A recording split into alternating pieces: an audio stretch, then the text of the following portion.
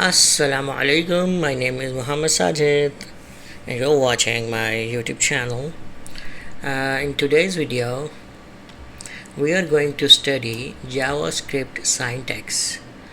So let's start. What is syntax? Syntax is the set of rules how programs are constructed. So these two words, JavaScript and this JavaScript, I didn't speak because syntax is you can say general word, and this is used for other programming languages as well. Other programming languages also have their syntax, but if we specifically talk about JavaScript syntax, so these are specific rules for JavaScript. So JavaScript syntax is the set of rules how JavaScript programs are constructed. How you write Java program, what are the rules, what are regulations, what are keywords, what are literals, what are expressions, what are operators, and how you combine them, you write them, right? So these all rules are actually called syntax of any programming language, or specifically because we are talking about JavaScript, so here we are going to study specific set of rules for JavaScript, right? So for example, here we are creating variables and how to use variables. So you see here, this is syntax of JavaScript. Okay, so so we will discuss different you can say concepts here. First is we need to see what are JavaScript values. So JavaScript syntax defines two type of values: fixed values or variable values, right?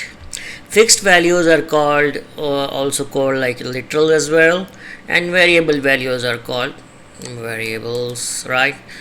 So let's look at what are literals. JavaScript literals, this terminology you should remember and memorize, because this will be extensively used in JavaScript course. So what are literals? The two most important syntax rules for fixed rules are: number one, numbers. Numbers are written with or without decimal. So these are Java fixed, you can say fixed values or literals, yeah. And then we have strings. These are text written within double or single quotes, like this, yeah. We can define text with single quotes or double quotes. So these were fixed values because these are the numbers. Of course they will remain fixed, and strings are also fixed. So these are called JavaScript literals. Next we look at variables. Variables, are in a programming language, variables are used to store data values. This is quite clear. JavaScript uses the keywords var, variable, let, and const, or actually constant, to declare variables, yeah. These are the keywords, yeah. And equal sign is used to assign values to variables. In this example, x is defined as variable. When we are saying let x, so we have defined a variable. Then we are saying x is equal to 6, and we are assigning this number 6 to this variable x, yeah. So this is how we define a variable. So let's look at the code here. In this example, we have our HTML document, and then in script tags, as we are defining this okay, we have defined this variable x and assigned a value to it 6, and then our famous document.get element by id demo.innerHTML is equal to x. So for this tag p, we are assigning this variable x to it as HTML, and this value is 6. So when it is executed, it types okay, it prints 6 here, right? So on the right side you can see the output. In this example, x is defined as a variable, then x is assigned the value of 6. So this 6 is coming from this assignment here. Okay, so next look at we are going for we have seen the variables. Now we look at the operators. JavaScript operators are arithmetical operators, for example plus, minus, multiplication and division to compute values. For example, 5 plus 1 multiplication by 10. So let's look at the example here. Okay, so we have here 1 to 3 arithmetic operation, 5 plus 6 into 10, the answer becomes 110, and this answer is going to as inner HTML of this tag P, right, and then this is displayed here 110. So this is how we perform arithmetic operations. Okay, JavaScript uses arithmetic assignment operator equal to sign, to assign values to variable. For example, that x is and y, x is equal to 5 and y is equal to 6. Okay, so do we have this code? Yeah, see here we have two variables defined, let x and y. X is equal to 5, y is equal to 6, and then we are doing the summation, and answer is sent as inner HTML to this p tag, and we have this output 11. You understand this concept from previous video. If you don't, I would recommend you to watch our previous videos on JavaScript. Okay, then we have JavaScript expression. What is expression? Expression is a combination of values, variables and operators, right, which computes to a value. Okay, the computation is called an evaluation. For example, 5 multiplied by 10 evaluates to 50, right? So this is computation is called evaluation. So here we have multiply 5 by 10, the answer is 50. So this is called what? Evaluation, right? And expression is what? These are combination of values, variables and operators which computes to a value. So these are simple concepts which you should learn and memorize. And expression can also contain variable values. Here we are multiplying x by 10. So we have var x is equal to x and x is equal to 5. And here we are multiplying this variable 5 by 10 and 5 to 10, and this answer is 50, which is printed out, shown on the screen using this p tag with this inner HTML property. Okay, so the values can be of various types such as numbers and strings. The example here, you see here we have two strings, John and Doe, I believe. Then we are combining these two strings and making one. See here, John plus this space and then Doe, and output is John Doe.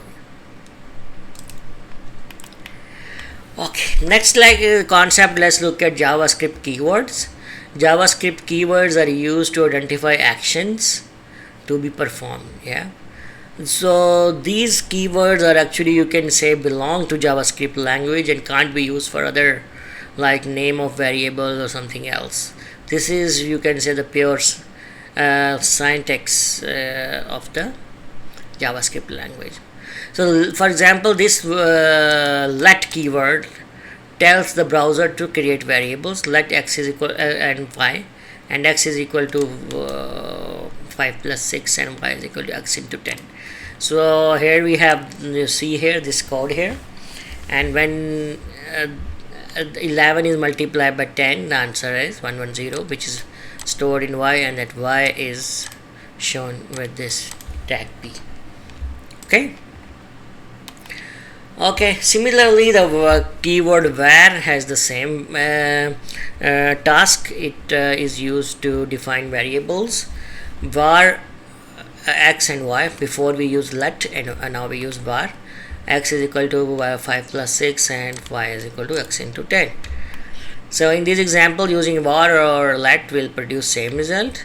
We will learn more about this in upcoming as we are moving forward in the course. Next concept, students, is to, or friends, is to see how comments are given in JavaScript. You know, in other programming languages we have comments. Similarly, we have comments in JavaScript as well.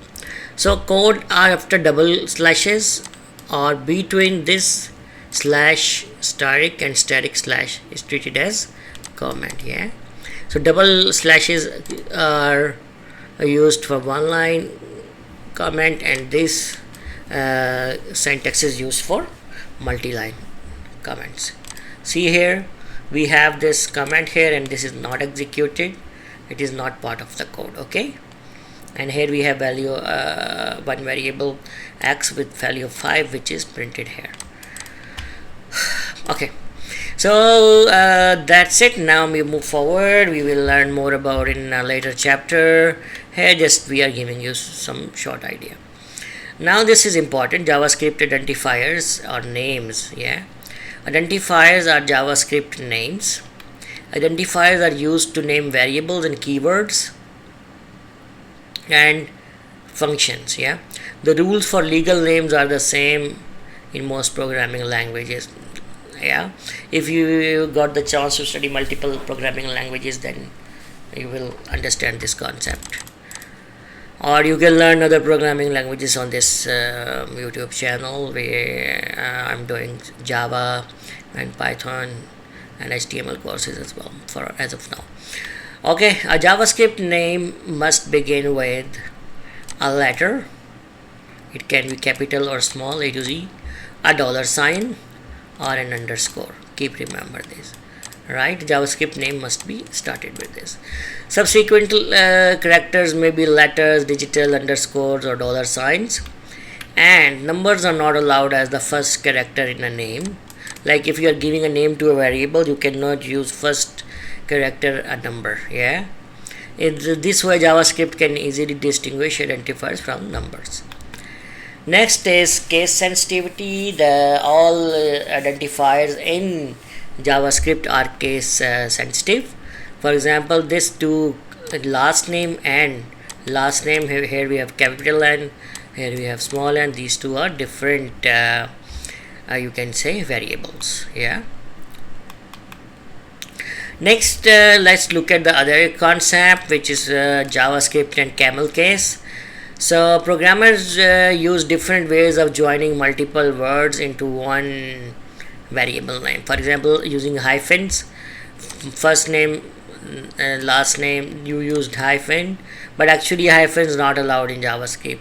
They are reserved for subtraction. So you cannot use hyphen as a you can say a symbol to join two names. Yeah, to you can say part of a name. Okay. Next we have underscore. Underscore you can use for first name, underscore for last underscore name, like this. You can use this. Actually, these are like the ways you can define variable names. Yeah. Okay. So next we have upper camel case, where it is also called Pascal case as well, where we have first name, first and second part of the name starting with capital. Last name, L is capital, N is capital, M is capital, C is capital. Then we have lowercase camel case, where first letter is small and second part of the second word is first character of the second word is uppercase. Okay, and we have last name and all that. Yeah. Then the second last concept in this tutorial or video is JavaScript uses Unicode character set. Okay, Unicode covers almost all the characters, punctuations, and symbols in the world.